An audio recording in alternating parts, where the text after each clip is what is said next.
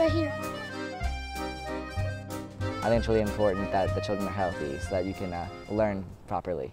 Over 33% of Kentucky students are overweight or obese, patterns that are fueled by poor eating habits and lack of physical activity. I think we've had students that were just in shock when they saw potatoes coming out of the ground, because they probably live on potato chips and french fries some of the time and never realized that that's how they grew. They were just stunned.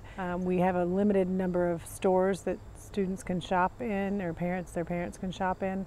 So we have a lot of students that probably don't get a real balanced nutrition. And I think that can affect attendance. I know it can affect even attending in class. Who tried some fried Oreos? And pepper. Fried, yes! Fried Oreos. I tried fried Oreos at the fair, and I tried fried Snickers.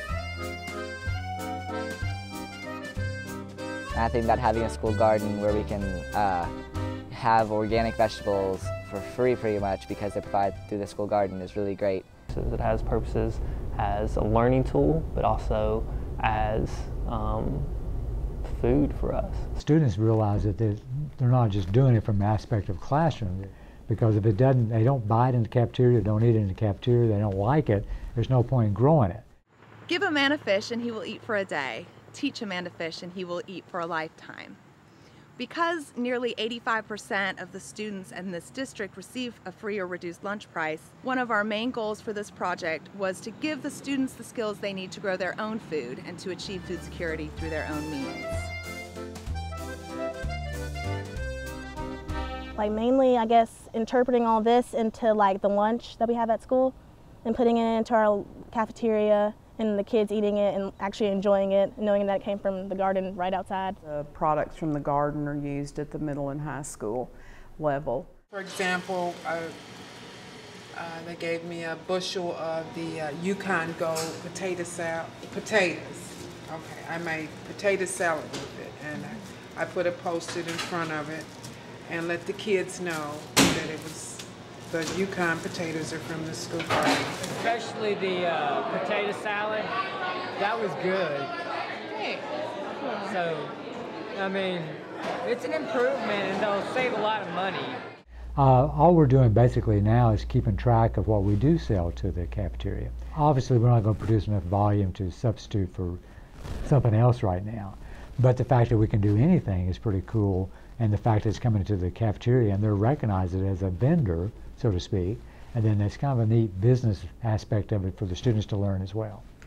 Start a business, it may be on a small level where you start going to a farmer's market and do things of that nature. We explore that, and then the cost analysis versus how much your seed costs and maybe water or fertilizer versus what you can sell your produce for, and see a gain there, a profit there. We'll go over grocery shopping and go into the store and what things cost and how you're going to budget this much for this. And we've had a lot of fresh fruits and vegetables this year, which has been mandated by the government, but the kids really, it's always gone at the end of the day. Okay, wise choice to choose your veggies. As soon as the line cools down, I'm going to get some asparagus. I don't like squash, but I might try it when it grows. So I know there were some cucumbers because I had a couple one day for lunch, and they were small. They were really very, very delicious and totally different than what we get from our produce vendors. The flavor's better. She's had some heirloom tomatoes, and the kids really enjoyed because some of them were kind of a purpley color and an orange color, and I heard them when I was getting a couple of tomatoes talking about, I've never seen a purple tomato before. So yeah, they'll ask what it is, and I try to encourage them to try it. You might like it. Oh, you can make fried green tomatoes. Yeah, I had those. Those are good. Those are good. I like tomatoes and salt.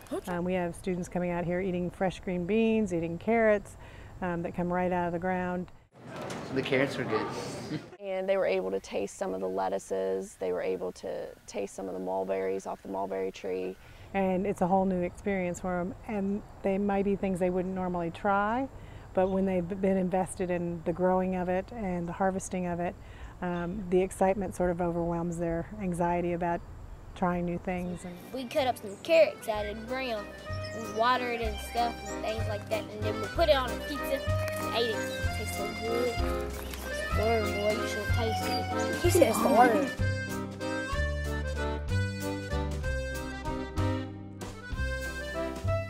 Tomatoes, bright red in the sun, changes colors from dawn till dusk. They are really sweet.